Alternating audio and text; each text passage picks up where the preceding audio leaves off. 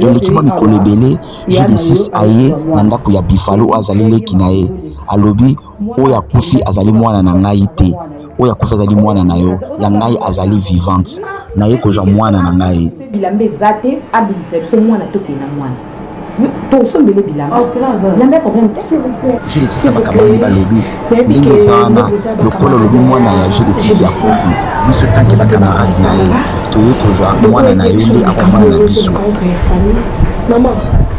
soko okaki message bien te naza mwana nga mambo oyokana kipate na lobaka oyo ya poto wana kanda yo yebike mwana kasi na simba kisi ya makasi ngunza nini yo kenda komona ke mwana na simba kisi ezali na banoko mibale na kombo ya makaya na sekele aza comprendre Buffalo alobi ezalaka te kuma mwana oyo akufi azali mwana na ye